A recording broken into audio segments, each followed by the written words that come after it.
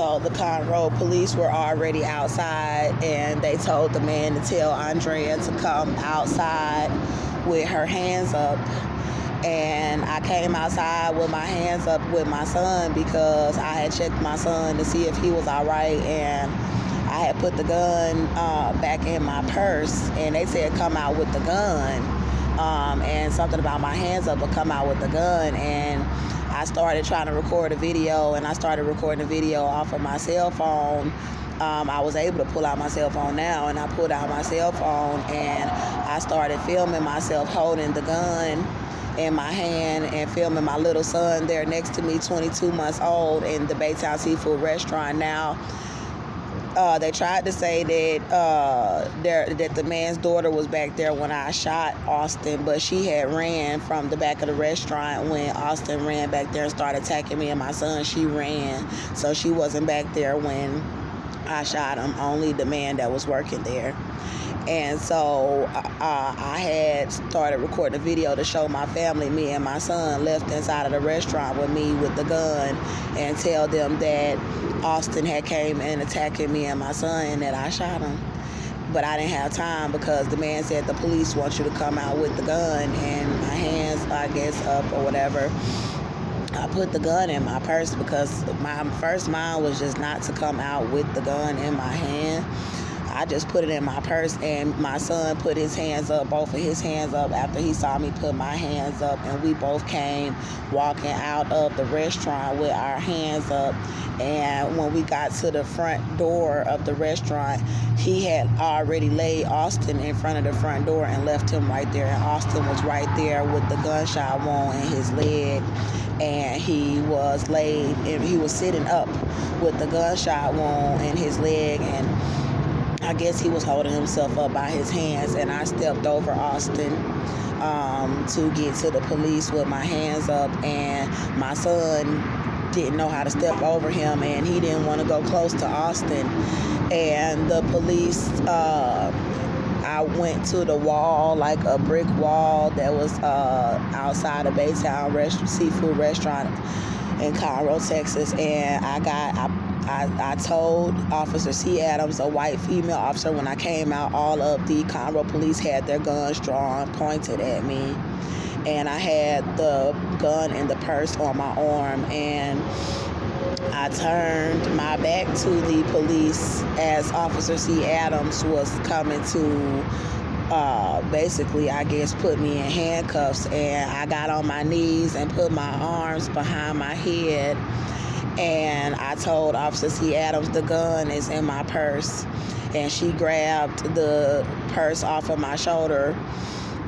Officer C. Adams is a white female officer that works in Conroe, Texas, or that was working in Conroe, Texas, and she had responded to a previous 911 call where they were trying to make me get into the back of a squad car when I was pregnant with Mel B, and Austin was abusing me on my way to work, and she was racist. And when I was coming out, because she had previously tried to force me to get into a squad car when Austin was abusing me when I first got pregnant with Mel B, and I refused, and she called white men to try to get them to harm me pregnant and force me into her squad car, even though there were witnesses of me screaming, asking people to call the police, and the whites refused, and that on that street and 230 Avenue G to call the police, and were trying to watch him abuse me pregnant. And I turned around and pushed him down and was trying to get away from him. And then they called the police and tried to say that I pushed him. And the male police knew what was going on because they had just arrested Austin for the rape charge and the assault family violence charge, and they said that I did not have to get in the back of her squad car, and they let me go. And he continued to be violent with me from after that throughout my pregnancy, and put me in the hospital. And now this racist white woman, C. Adams, was showing up to the scene of the shooting, and I told her the gun is in my purse. She took the purse off of my arm and emptied out the contents of my bag onto the top of the squad car. And she had a male named Officer D. Snyder or D. Schreider or something like that. He was a mixed race black male officer, high yellow, pretty eyes, low haircut, and he was driving the squad car, and C. Adams was on the passenger side. And she emptied out the contents of my purse, and I had my ID, like $40 for me to go and take me and Melby to get something to eat. I was going to go to Applebee's. I came into Baytown Seafood Restaurant because he ran me down the street into the restaurant. I was not about to go into no expensive Baytown Seafood Restaurant with a 22-month-old baby to eat with $40. I was about to go to Applebee's and get me and Melby 2 for $20, and Austin was attacking us. And I ended up having to go into the Baytown Seafood and never did make it to take my son out to Applebee's that day. C. Adams, I had my cell phone. It was an iPhone, brand new iPhone, in the purse, and my ID was in the purse, and my car keys for the vehicle that I was driving. And that was all that was in my purse, and the gun. And so she took the gun, and then they were placing me inside of that squad car, and they had white male officers laughing at the scene of Austin being shot and of me having shot him, and they were laughing. They went and picked up my baby. One of the white male officers picked up my son and was walking around smiling with my son in his arms, and it was like they were trying to laugh at me. And I told one of the older white males, the oldest white male that showed up to the scene, I said, "Sir, I would not have shot him if I didn't have to." And I swore to God. And then he still had them place me into the squad car with Officer C. Adams and D. Schreider. And they said that they transported Austin. They called an ambulance and had Austin put in the ambulance, and they left with Austin and had Cynthia. They called Austin's mother because they already had contact with her as well anyway, from her calling the police department and asking them not to help me when I was calling them, telling them that Austin was attacking me at my home and that I wanted to press charges and get him out of my home, and was saying that I could not do that because Cynthia was trying to act like she could control my home because Joseph was helping me pay the rent, and trying to make it seem like Austin could just abuse me inside of my home. And he had only been out of prison for 10 weeks and had been abusing me over the entire 10 weeks. And even had gotten me pregnant and caused me to bleed. And so at this point, the police had somehow got in contact with Cynthia Olvera.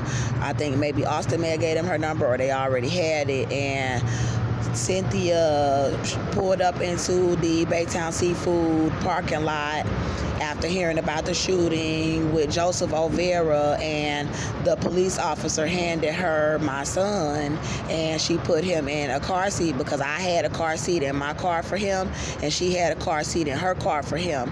But that was mainly for if I rode around with them and he needed to be in the car seat, or if I allowed him to be with them. Never allowed him to really spend a night, other than one night that he came back with a severe diaper rash, and I took him to Texas Children's and said that I wanted them to examine him to see if Joseph had done anything to him at Cynthia's home, and they said that I would have to file a police report. And I just said I would not allow him to stay the night over there anymore because Joseph was paying the rent, and they said that they would make me force that I told that I believe Joseph could have possibly done this, putting me at risk with them having control over my rent. And so they threatened to not do the exam unless I filed a police report saying that that I believe that he molested my son as a newborn when I allowed him to spend the night once at Cynthia's home while Austin was in prison.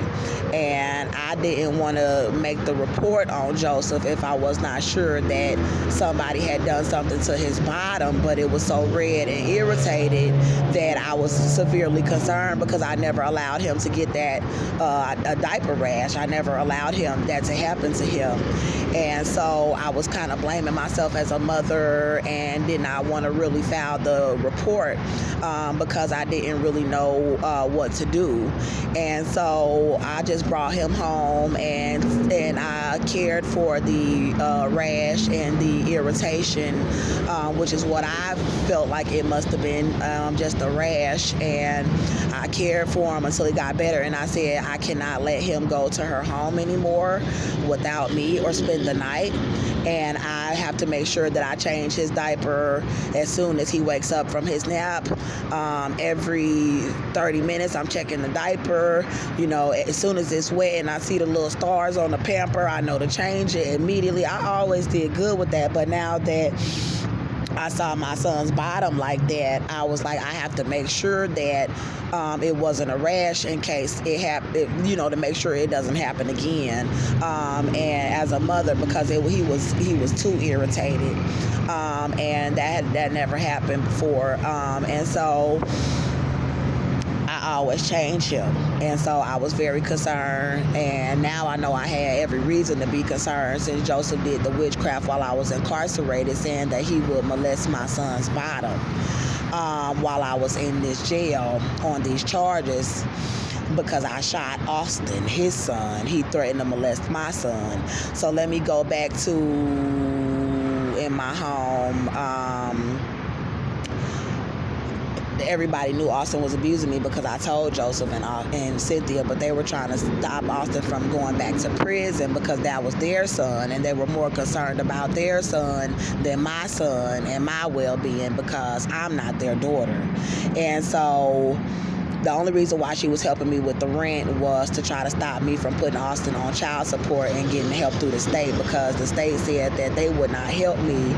And this was my first child, no mom, dad, anybody to call, no family, sisters to call to help me with a diaper or anything. And I knew that Cynthia was using the finances to try to control me, and that Austin was abusing me because he knew about the financial support his family was helping out with as far as our son. And I was trying to get independent from that while he was in prison, with him still begging me to allow him to come back and be in my life and come in my home, saying that he loved me and that he would not abuse me or my son anymore. And he lied and came in there abusing me within the first week of him being out of prison. And I told, and he kept doing it, and they kept trying to help him get away with it. And they started saying that they were trying to help him steal my apartment because I didn't have a job. And I'm like, okay, I had a job when I was going to put him on child support where I could get assistance to where I could make enough money and get a little assistance to be able to be totally independent other than whatever help I was getting from the state till I got on my feet all the way. And Cynthia asked me not to do that. And here they were trying to steal my son and my apartment and the vehicle that I had. And they were trying to act like they weren't trying to do this.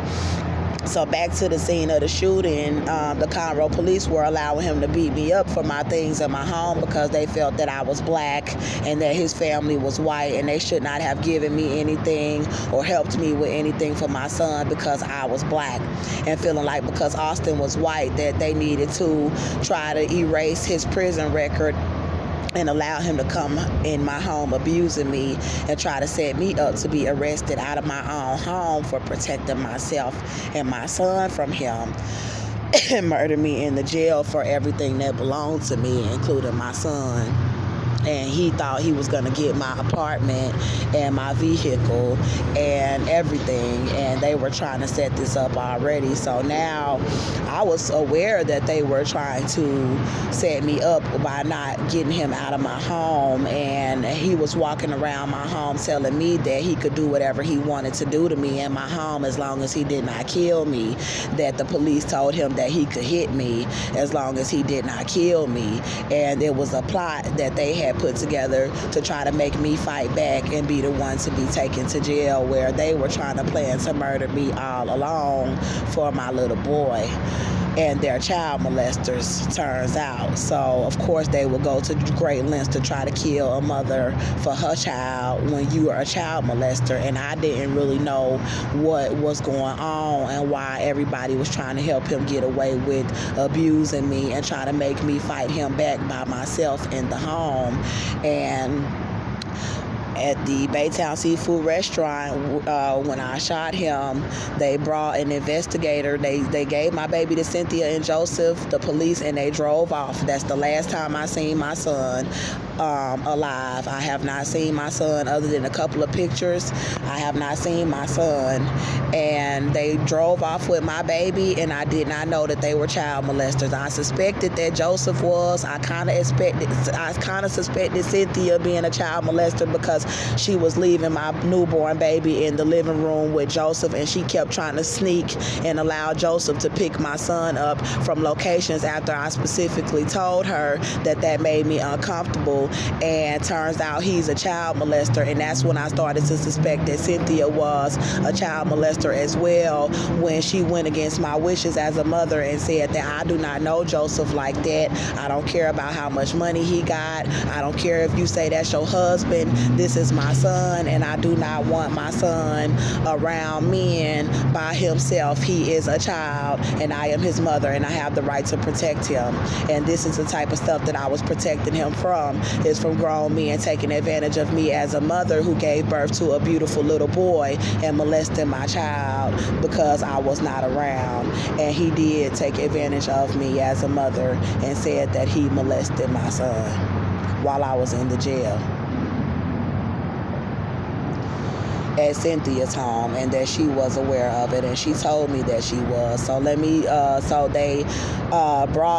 brought an investigator to the Baytown Seafood, a white man that they took in a forensic, a white woman, but the white man went to meet with Austin at the hospital, and then they had the white woman from forensics taking pictures of my body, and I was poking out pregnant, and I didn't realize that I was poking, but they did. And I asked Officer D. Schreider, they put me back in the squad car, and I asked him, I said, why are y'all arresting me? I said, he ran me from my home, attacking me, and just got out of prison, and there were 911 calls, and there's a witness. So why are you arresting me for protecting myself and my child? And D. Schreider said, oh, we're not saying we're arresting you yet. They're just looking around the restaurant and taking pictures, and the detective is talking to him.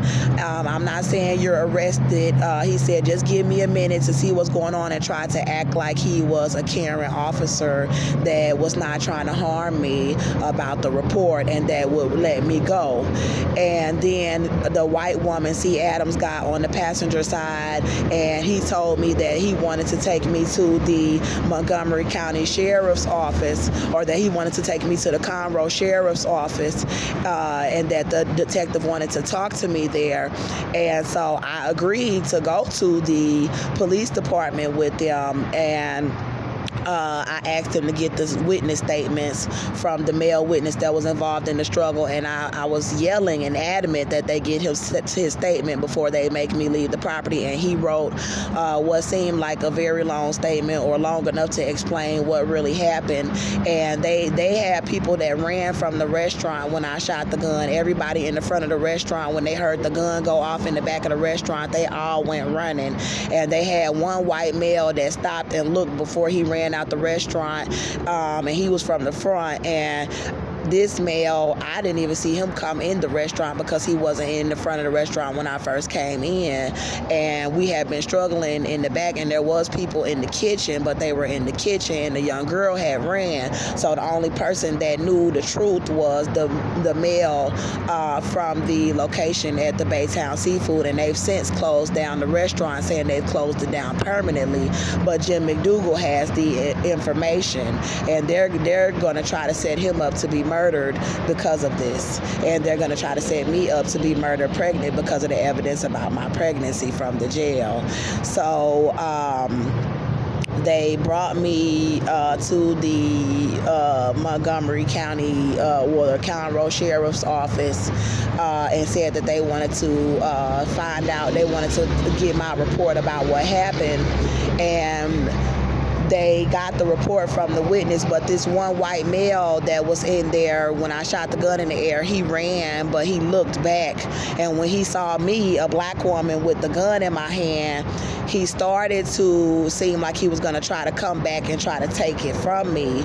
But then he saw us struggling with Austin, and I continued to focus on my child, and he ran, and Austin was still being violent with my baby, and I shot him. There was nobody else in there when I shot him because they was all scared because I had shot the gun in the air and they didn't know what was going on, and they was not back there in the back of the restaurant during the struggle. But the man who was helping me did not run out the restaurant. He did not stop trying to restrain Austin. He did not stop trying to help me get my baby after I shot the gun in the air. And he told the investigator, Jim McDougal, while they were trying to murder me pregnant in the jail, that I was protecting myself and my son, and that he was not afraid of me shooting him because Austin was being stupid with my baby and knocking me all into the booths in his restaurant. He said even after the gun went off in the air that Austin kept being stupid with my baby, and he said he was not afraid of getting shot because Austin kept being stupid with my baby even after I shot the gun in the air. And that's what the witness said. And so they got his statement and then drove me to this Conroe, Montgomery County Sheriff's Office, and they had me sit down in this room on a bench, and the officer D. Schreider, the black male, light skin, pretty eyes, he had a low haircut at the time. I asked him what was I being charged with. I said, what am I, then they're trying to make noise and stuff and they need to stop. I said, what am I being charged with? And he said, he looked back at me as he was typing up information in the computer, and he said, well, right now you're not being charged with anything because the witness statement is matching up with what you said. And then he turned back around and kept on typing. And then the white man investigator, he had glasses with brown hair, and he wasn't fat, he wasn't really skinny, but he was a white investigator for the Conroe police, and he was the one who went to interview Austin first, and he came to talk to me, and he wanted to take me into a room, and he brought me into a room with the arresting officers.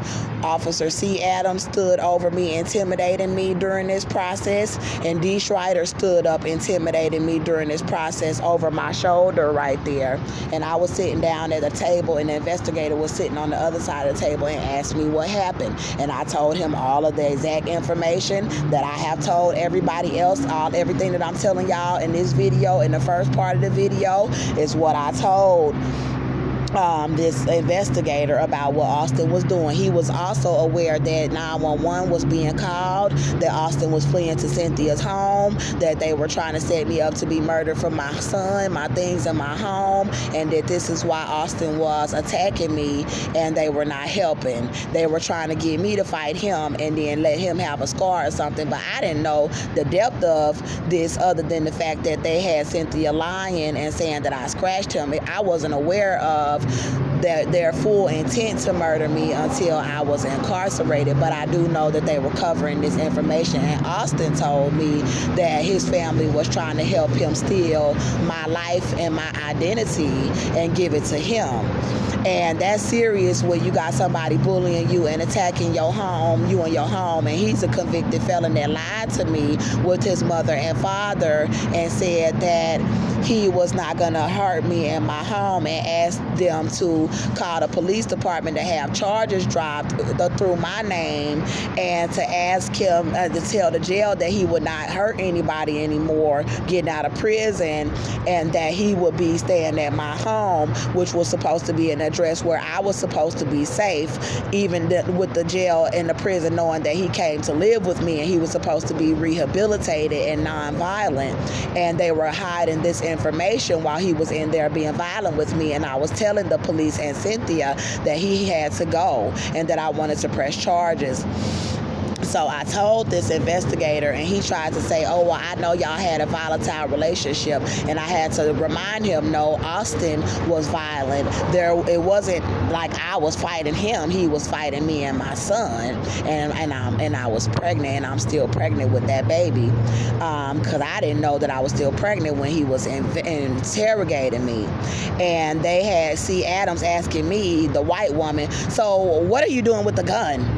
And I'm telling her it's my gun. And she like, why did you have a gun in the first place? What are you doing with the gun? Like, I'm not allowed to own a gun as a black woman in the country, which is how she was speaking, as if I did not have the right to own a gun that I purchased with my money that I worked for at my job. And she was questioning me like I didn't have a right to have a gun, while they were all trying to set me up to be murdered in Conroe, Texas, with this little bitty baby in my home, which is why I went to go and get the gun. And turns out they were all child molesters.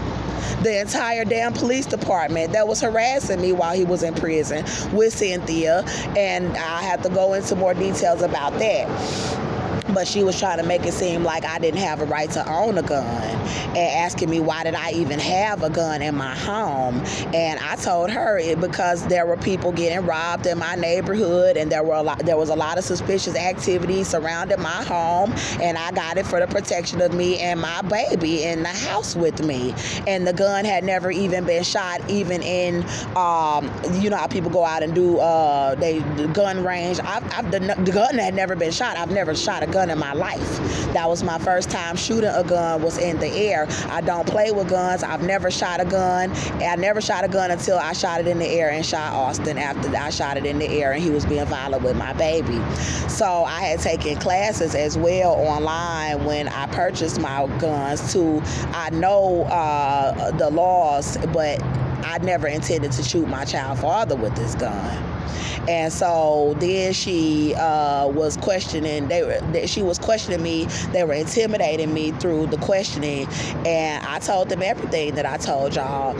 And then they said, "Give us a minute," and walked out of the room and said they made a phone call to a woman that was a district attorney and said, "Well, the district attorney wants us to charge you in federal court. She wants to try you in federal court."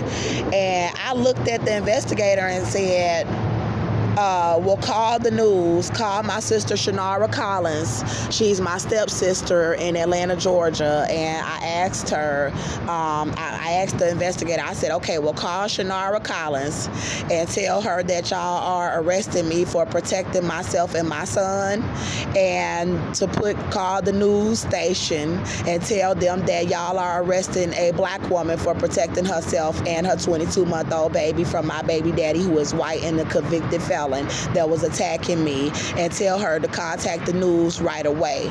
And he started laughing and said, I'm not going to do that. Saying that he would not contact my sister and ask her to tell the news that they were arresting me for protecting myself and telling them what happened.